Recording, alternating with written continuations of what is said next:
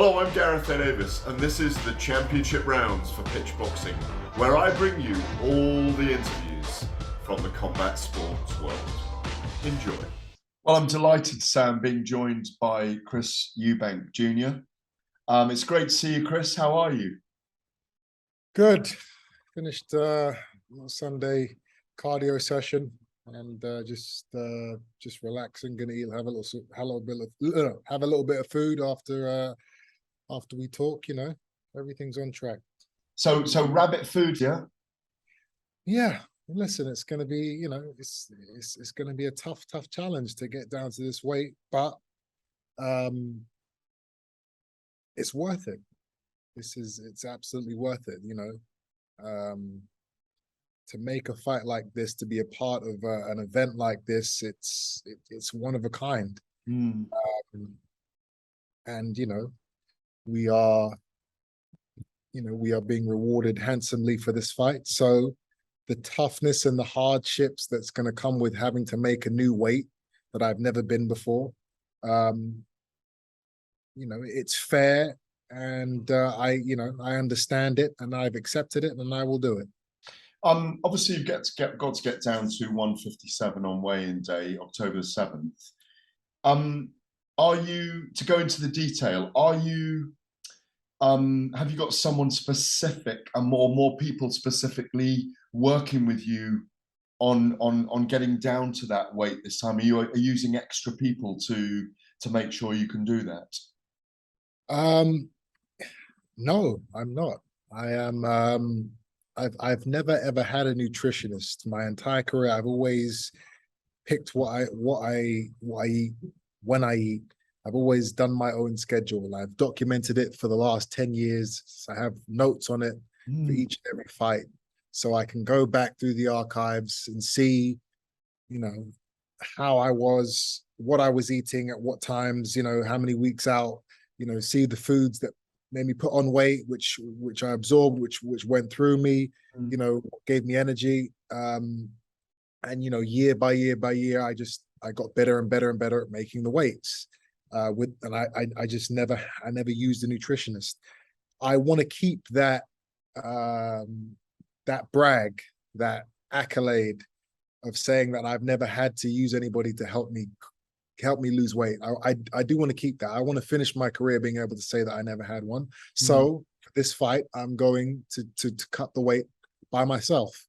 But I am also a realist. If I see that I'm not on target, or I'm not losing the weight like I should be, you know, once it gets to a certain, you know, cutoff point before the fight, if I'm not where I should be, then I'm not too proud to bring somebody in. But as of right now, I think I can do it. Do you know what you weigh today? Today I weigh 172 pounds. Right, wow. So you've got 15 to lose over 8 weeks. Yes. It doesn't sound that bad, does it? You know? It doesn't, but what people obviously don't understand or don't know, who don't cut weight, is that, especially with an athlete like me, you know, I'll show you. You know, there is very little to cut. Yeah. So 15 pounds, cutting 15 pounds off of a body like mine is you know, damn near impossible. A lot of running as well, a lot of running and things like that. Or oh yeah, running, swimming, you know, sweat. You've got to sweat. You've got to sweat. You've got to starve. You've got to dehydrate. You've got to put your body in places that it just doesn't want to be. I am going to try and come down gradually. I'm not going to do what a lot of fighters do, where they take off a load of weight right towards the end of the weigh-in, or right towards the end of the camp. You know, weigh-in. I can't risk doing anything like that, because one, I may not make the weight. Yeah. And I'm going to have to be paying hundreds and hundreds of thousands of pounds, and they can cancel the fight. Also, it's just too much of a health risk. So I'm going to come down slowly but surely, and I think I can do it. Two things you mentioned there. You mentioned health risk. Is that a concern if it's a very long, torrid fight, if it is going to be that there are health risks with you being so light? You know, we as fighters, we take chances, we gamble. Mm. I don't believe Connor is going to be able to take me into deep waters. Again, maybe I'm wrong, but I don't feel that that's what he's going to be able to do. So I agreed to this weight. If I was going in there with someone that I considered a killer, I would never do anything like this. I just don't see that pedigree, that grade from Connor. So I'm taking the risk. I'm taking the risk of cutting to a weight I've never been before, and I'm taking the risk of not being able to fully hydrate after the fight. After the weigh-in, you mean?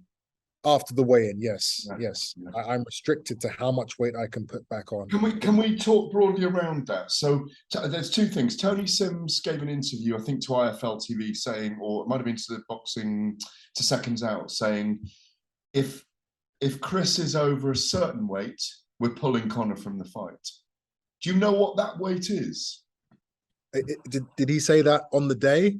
No, it was an interview like a couple of days before the. No, I mean, is he saying that they will pull the fight if I'm over a certain weight on the day of the fight? On the weigh-in, I think. Weigh-in, right? Yes, yes, I do know the weight. Yeah, that you can't go over 158.5 or something like that and then still be penalised. He was saying, if Chris is more than that, we're pulling it. But I don't know why he would. But you must be allowed to rehydrate to a certain degree. It's normally 10%, isn't it, with bodies like the WBC? But you're not going to be allowed 10%, so you can't go in there at 160, 68 or whatever. No, I cannot come in at 168. Yeah. I can. You said at the press conference there probably won't be much more than £5 between you. And Tony's already said Connor will probably be about 155, 156. Yeah. So what we're assuming is you can't come back the next day much more than just over middleweight, if I can assume that, Yes. Yeah, which makes sense. Is completely correct. Yes. Yeah. I can't come in at super middleweight. Yeah. No, nowhere near that. Yeah. Old boxing heads will say, as we begin to discuss this and get fascinated by how this unusual catch weight's been made, that Chris's body may suffer if it's a fight where a lot is taken out of both men. Your body may suffer in the late rounds, in the championship rounds, because of the weight cut. Is that a concern? Genuinely, as a question? Is it a concern? I mean, I guess so. Yeah. I've never had to do anything like this in my career, so I don't. I don't know how my body is going to react. I don't know how I'm going to feel on the night. I know I'm not going to be 100%.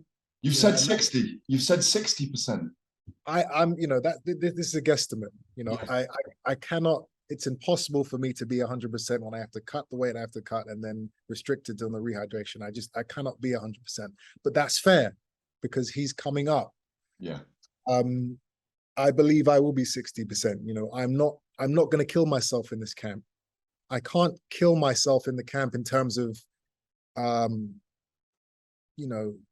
training, sparring, all of this stuff which you're supposed to do before. I can't do all that at 100% and cut the weight. Yeah. It's one or the other. And if I don't do the other, which is the weight cut, the fight doesn't happen. Yeah. So for me, I've got to come in, I've got to be fit, I've got to be, I've got to be in the right state of mind, mentally, and I've got to be on weight. That's my focus. I'm not going to be doing these three or four times a week hard spars with killers like I have done for all my camps. that's how I usually get into the shape that I get into, so I can do what I do on the night. I'm not going to do that for this camp. One, because I don't believe I need to for Connor. I think that I can keep my energy. I can, I can keep my risk of injury down by not doing that. And doing those types of camps, they take a toll on you. The camps are what take years or months or whatever, or weeks off of your career. Those camps, I'm not gonna toll myself for Conor Benn. I just genuinely don't believe I need to. That's not me being cocky or arrogant or trying to play mind games. I'm looking at Conor. I'm looking at, I've looked at his past performances. I've looked at how he fights. I don't see a danger in him. Now, a lot of people think I'm insane for saying something like that. He's knocking all these guys out and he's on a hot streak and he's got the hype around him. I feel how I feel. I told him we did gloves are off. Yeah. After the press conference, and I said to him, you have to prove me wrong. Yeah. Prove me wrong. I'm not giving you the grade that everybody else is giving you. Prove me wrong. He's saying, listen, I don't have to prove anything to anybody. But he does. If he doesn't prove it to me, he loses. I'm the only person on the planet that he has to prove wrong. So we'll see. It was a very, I say I wasn't there, but I watched the press conference in my car on the way up, or listened to it on the way to Cardiff on Friday. I was away, obviously, as I explained to you before the interview. It was very poignant. I thought you were both very eloquent about how you felt inside about Eubank Ben 3, about what it meant to family. I'd never heard you say before the angst that you went through as a child when your dad's tongue was injured and your mother, Karen, comforted him when he was probably peeing blood afterwards and had to go to hospital and all those things. I remember at the time, after the first fight, people were saying these guys should never be allowed in a ring together again, because it was so brutal. Yeah. And I thought he spoke very eloquently and passionately about his family as well. And it is a very unique event to be involved in, isn't it? And it sold out in an hour, the O2 Arena. It's clearly going to capture public imagination. 17 million watched them fight when I was a man your age. And, this is going to capture public imagination. Is there a lot of pressure on you in that way, familially, in terms of family ties and legacy and bloodline, as well as you said, if I lose to Conor, I'm not going to get a world title shot after that because I've been beaten by a welterweight. This is the biggest amount of pressure I've ever had in a fight. There's just so many different types of pressure that are on me. First and foremost is the pressure of upholding my family name. This is what my father and Nigel Benn did. It's British history. It is. I can't muddy that. Can I say at that point, I want you to carry on, but they're etched together, Ben and Eubank Ben, like Ali and Frazier, basically, aren't they? Forever. Yeah. And I'm in a position now where I can actually muddy that if I don't do what I've got to do on the night. I can taint British history if I don't do what I'm supposed to do on October 8th. I've never been in a position like that before. So that is a huge pressure. Can I say something about that? Yeah. We always talk because we watched, people that cover our sports who get close to you guys. We've always talked about you and Conor stepping out of your father's shadows. Right now, you're stepping into them. Weirdly. Yeah. That's the difference, isn't it? You're stepping into them right now. And I'm happy to do that. Yeah. I've always said I want to step out of my father's shadow. Yeah. For this fight, I'm happy to step in It's and become fascinating. Yeah. a part of it and try and elevate the shadow and make it bigger and better and And badder. longer and stronger. Yeah, exactly. Yeah. So a huge amount of pressure on that side. You know, I don't want to let my father down. Just that as well is he's my father, and this would I imagine that it would crush him if I was to give the Ben name the equalizer. You know, he's been able to hold his head high. The Eubanks are better than the Bens for 30 years. He's had that prideful brag, that prideful accolade, and now I want to continue that. I don't want to ruin that for him. So a father and son, there's that pressure also. And another huge pressure is the fact that I have ambitions at middleweight. I want to fight and win a world title within the next year. And I simply cannot do that if I lose to Conor Benn in this fight. It just can't happen. I can't lose to him and then say, give me a title shot at middleweight. People will be like, what are you talking about? Absolutely not. It's hard enough getting one now, and I've already been in mandatory positions to fight for a world titles, and I haven't been able to pin one down at middleweight. You know, I should have fought against Royal to Murata. I should have fought Triple G. You know, I should have fought Charlo in 2019. We both fought on the same thing, and they were building. That fell through when you were in Vegas, yeah. Then COVID hit, and that fell through. You know, all these chances. You know, and that's when I was, you know, I had legitimate claims to fight for it. I can't be legitimate if I lose to Conor Benn. And I said, you know, if I lose to him, I have to retire. I can't.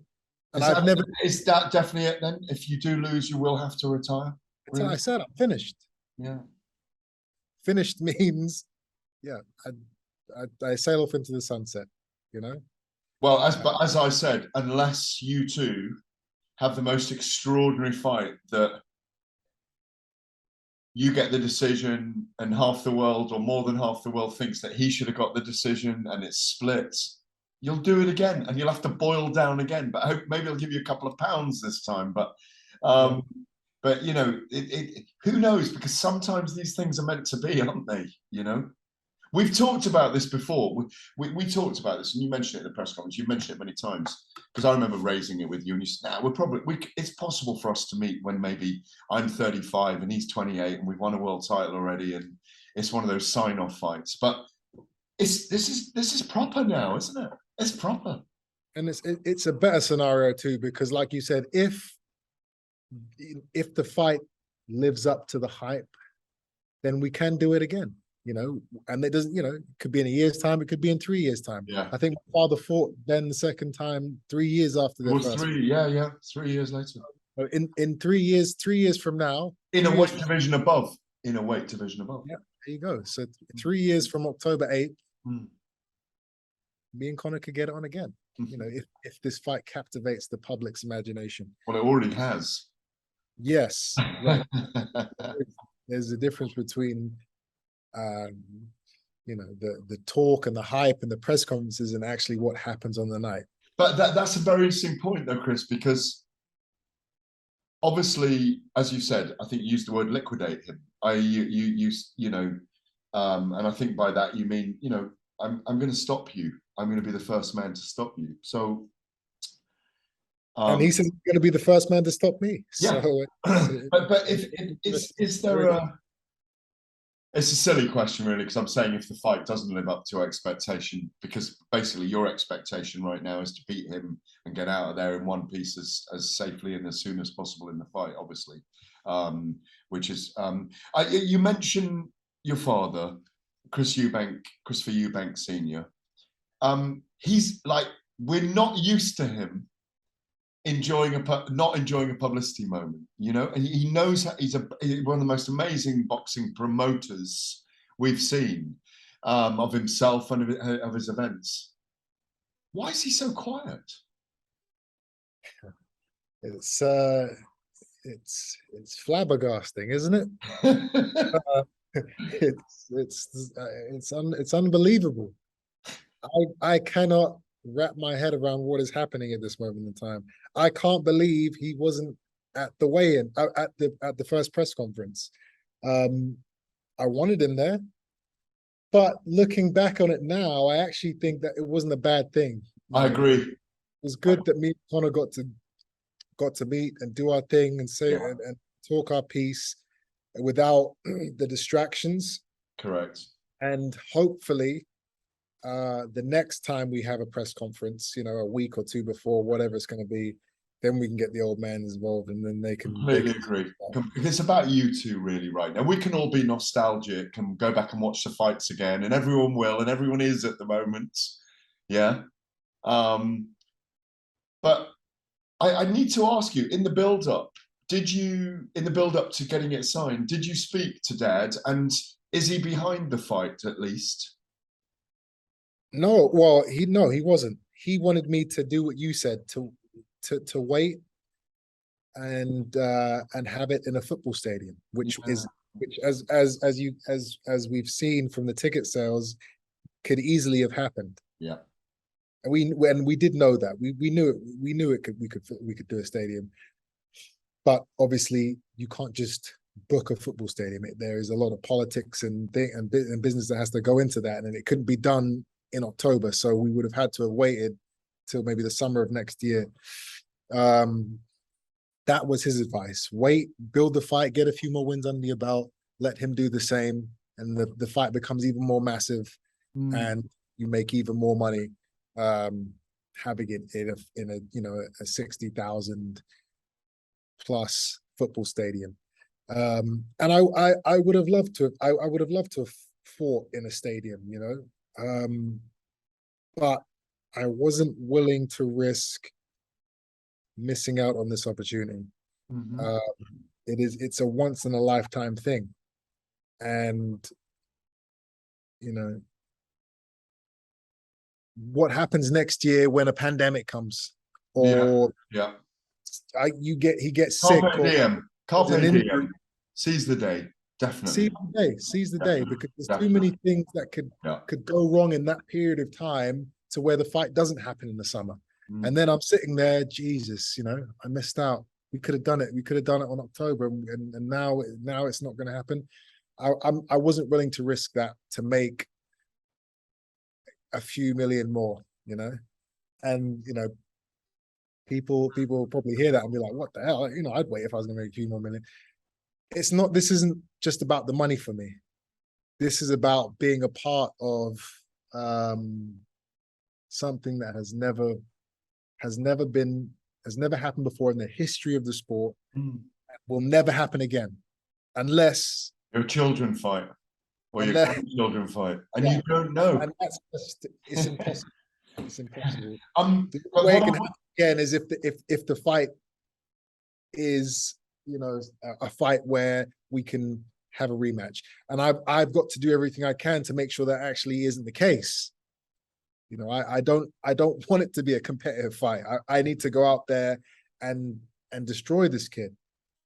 I need to be the destroyer. He calls himself the destroyer. But if I can't be there on the night, then yes, maybe then we could do the stadium thing. But yeah, it's never happened before, and it's most likely never ever going to happen again. That is a huge thing to say you've been a part of, you know. These things happen. What I wanted to ask about Dad as well was, obviously you said he thinks you should have done that. That was his advice. But is he, you kind of answered it, but he's not against you fighting Conor Benn though, is he?